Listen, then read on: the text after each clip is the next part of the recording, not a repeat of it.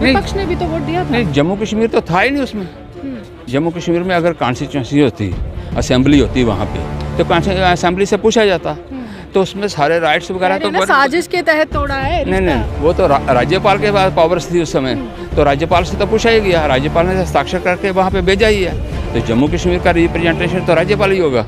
तो इसलिए वहाँ पे राज्यसभा लोकसभा दोनों में यानी कि जिस प्रकार का हुआ, लेकिन बहुत सारे नेता वहाँ बेहोश भी हो गए थे, वहाँ बाकी पार्टियों के जो जहाँ वाले रहने वाले बड़े बड़े कर्णधार जिनको मानते हैं आप, और उसमें तो मैं कहता हूँ महाराज साहब भी थे, हमारे डॉक्टर करण सिंह जी भी, तो जिस प्रकार बोलना चाहिए चुपचाप रहे, कोई बोला ही नहीं। हम कितने बार जाकर ले रहे हैं? 185 का आंकड़ा केंद्र सरकार ने जारी किया। नहीं, वही 185। मैंने कहा हम बाहर जाकर कितने ले रहे हैं? अब कश्मीरी पंडित हैं बेचारे, जहाँ से जब उजड़ कर गए थे, तो बाहर भी उन्होंने सब जगह अपने अपने मकान तो छत बंडा डोला ही है। तो इसलिए अब अगर पूरा देश एक है तो कोई कहीं भी जा सकता है, कोई भी कहीं जा सकता है। भाजपा का कहना है कि महाराजा हरि सिंह जी का उपयोग कश्मीर के नेताओं ने राजनीति के लिए किया, और एक ऐसे नेता मेरे साथ मौजूद हैं जो राज्यसभा में पूर्व सांसद तो रहे हैं, लेकिन कहीं ना कहीं भावनात्मक रिश्ता भी मानते हैं महाराजा हरि सिंह जी के साथ। शमशेर जी मेरे साथ हैं। शमशेर जी, आज पुण्यतिथि है और कैसे श्रद्धांजलि दे रहे हैं? भावुक भी हुए थे आप एक समय।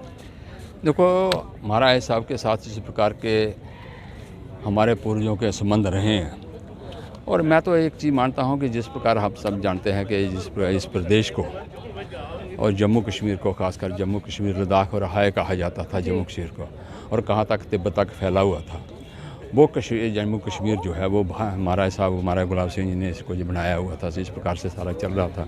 आते आते जो महाराज हरि सिंह तक भी पहुँचा था, और महाराज हरि सिंह जी ऐसे शख्स हुए हैं कि शायद उनको पता होगा आपको कि 1931 में कि इंग्लैंड की पार्लियामेंट में असेंबली जो होती थी उनकी कॉन्स्टिट्यूशन, वहाँ पे यानी कि अगर रखा गया कि आपने अंग्रेज़ों भारत छोड़ना चाहिए, तो ऐसा कोई नेता पूरे देश में नहीं। हमें हाँ लड़ाइयाँ लड़ते रहे, महाराणा प्रताप ने भी लड़ी होगी, बाकी लोगों ने भी लड़ी होगी, शफाकुल्ला खान ने लड़ी होगी, लेकिन सामने आकर और उनकी पार्लियामेंट में कहना, और जहाँ के उनके सांसद यानी कि गुने बिल्कुल जिसको कहा कि सुदृढ़ होकर सारा पूरे का पूरा उनको कहना आसान बात नहीं, और कितने बड़े दिल के वो मालिक होते थे।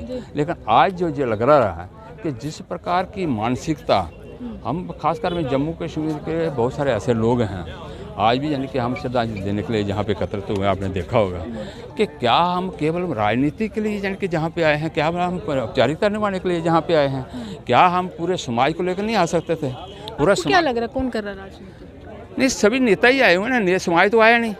नेताओं के अगर समाज यानी कि 200-400-500 हर एक साथ होंगे, तो जिस प्रकार से यानी कि 25-30 नेता आए हैं, तो 25-30 अगर 100 लेकर भी आते हैं तभी 2-2,500-3,000 लोग होते हैं। समाज के लोग राजनीति नहीं करते ना, नेताजी करते हैं। मैं वही कह रहा हूँ, इस प्रकार की मानसिकता जो है वो ठीक नहीं है, और मेरे मन में आज भी इस प्रकार का दर्द है, दुख है कि हम राजनीति को से ऊपर उठकर अपने देश के लिए, अपने प्रदेश के लिए, और जिस पर 5 अगस्त 2019 को कि जम्मू कश्मीर का विलय पूरी तरह यानी कि भारत के साथ हुआ है।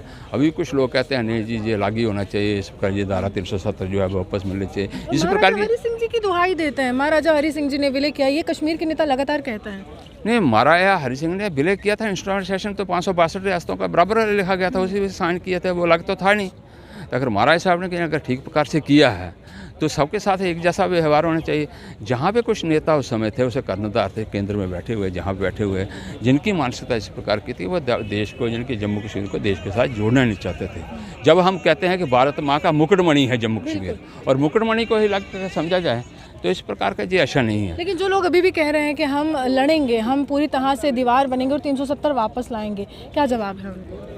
देखो, ये कहते रहे हैं, वो केवल मतलब स्लोगन देंगे अपनी राजनीति रोटी सेकने के लिए। कुछ चुनाव में यही एक नारा है। भाई उनके पास तो इतना ही है, उसके अलावा तो कोई नहीं।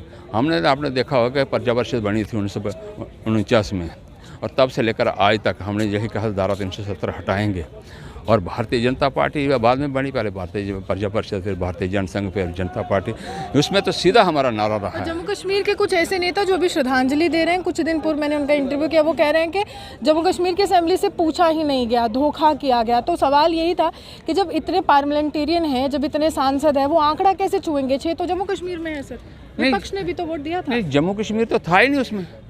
जम्मू कश्मीर में अगर कॉन्स्टिट्यूंसी होती, असेंबली होती वहाँ पे, तो असेंबली से पूछा जाता, तो उसमें सारे राइट्स वगैरह तो साजिश के तहत तोड़ा है। नहीं, वो तो राज्यपाल के पास पावर्स थी उस समय, तो राज्यपाल से तो पूछा ही गया, राज्यपाल ने हस्ताक्षर करके वहाँ पे भेजा ही है, तो जम्मू कश्मीर का रिप्रेजेंटेशन तो राज्यपाल ही होगा।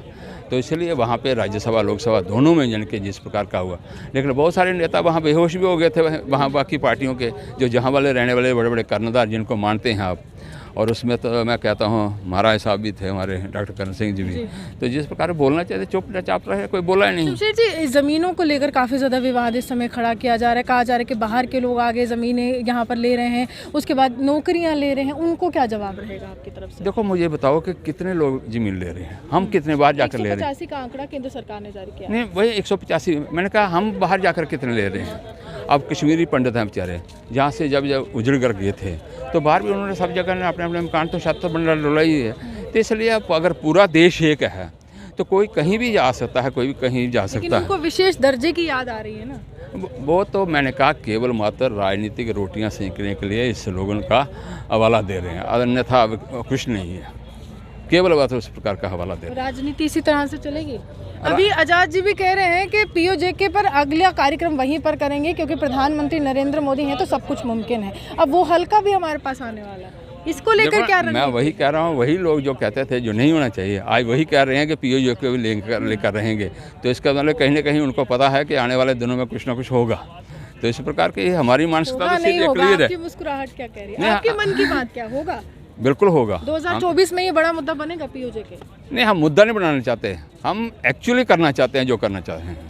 उसमें ये मुद्दों पर नहीं, स्लोगन पर नहीं, हम केवल मात्र जनता को भावने वो नहीं करना है, हम प्रैक्टिकल करना चाहते हैं। यानी अगला तिरंगा जो है 15 अगस्त पीओजेके पर बड़ा कार्यक्रम महाराजा हरि सिंह जी का पीओजेके पर कभी भी हो सकता है, ये नहीं हो सकता 15 अगस्त को होगा, कब होगा, लेकिन होगा जरूर, अवश्य। साफ तौर पर रणनीति जो है वो तय कर दी है केंद्र सरकार ने और रणनीति के तहत अब अगला कार्यक्रम जो है उसके लिए कदम दर कदम प्रधानमंत्री नरेंद्र मोदी आगे बढ़ा रहे हैं। और जम्मू कश्मीर इकाई से जितने भी भाजपा के नेता हैं वो ये विश्वास रख रहे हैं कि अगर प्रधानमंत्री नरेंद्र मोदी है तो सब कुछ मुमकिन है। आप यूँ हमारे साथ बने देखते विश्व जम्मू चौहान की।